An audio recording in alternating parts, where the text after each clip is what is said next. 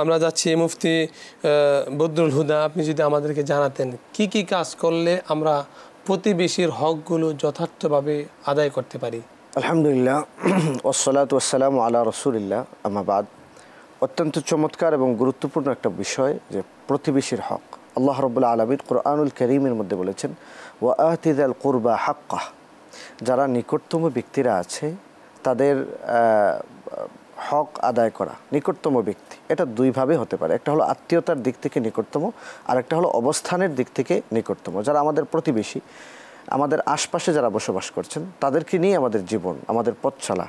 আমরা সকালবেলা ঘুম থেকে ওঠার পরে যখন ঘর থেকে বের হই, সর্বপ্রথম আমার দেখা হয়, সাক্ষাৎ হয় আমার প্রতিবেশীর সাথে। রাত্রিবেলা যখন আবার ঘুমাতে যাই, সর্বশেষ সাক্ষাৎটাও আবার প্রতিবেশীর সাথেই হয়। সুতরাং প্রতিবেশীদেরকে নিয়ে আমাদের পথ চলা, আমাদের চলাফেরা। শায়েখ বলতেছিলেন যে আমাদের বিপদ মুসিবত যে কোনো মুহূর্তে প্রতিবেশীরাই কিন্তু সবার আগে এগিয়ে আসেন। তো প্রতিবেশীর হক আসলে কি কি?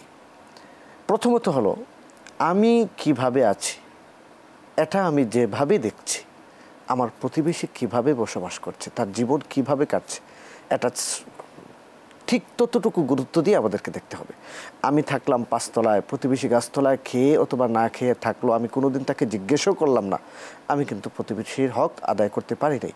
এবং এর জন্যে আল্লাহ রাব্বুল আলামিনের কাছে কঠিনভাবে জবাবদিহিতার কাঠগড়ায় দাঁড়াতে হবে। আমার প্রতিবেশী, মাহে রমাদানের আজকে আমরা মধ্যবর্তী সময় অবস্থান করছি। দেখুন, আমরা কত ধরনের ইফতারি সামনে নিয়ে বসে আছি, কত ধরনের আইটেম দিয়ে আমরা সাহারি খাচ্ছি, অথচ আমাদের পার্শ্ববর্তী কত মানুষ আছে, কত প্রতিবেশী আছে সাহারি খাওয়ার জন্যে দিনের বেলা মানুষের কাছে হাত পাচ্ছে। ইফতার কি দিয়ে করবে? সারাদিন উপবাস থাকার পরে সে যখন তার পরিবার পরিজনকে নিয়ে যখন ইফতারির পরিবেশটা নিয়ে বসে, তখন তার সামনে পানি ছাড়া আর কিছু থাকে না। এরকম প্রতিবেশী রেখে আমি কিভাবে 5টা 7টা 8টা আইটেম দিয়ে আমি ইফতার করি? এটা হলো মাহে রমাদানের একটা উপলব্ধির জায়গা বলে দিলাম। আমার অনেক মানুষ আছেন এরকম যে আমার 20টা পোশাক আছে, আমার 25টা পোশাক আছে, কিন্তু প্রতিবেশী সে মেহমানদারিতে যাবে, সে কোনো আত্মীয়র বাসায় যাবে, সে দূরে কোথাও সফর করতে যাবে, ভালো কোনো পোশাক তার নেই।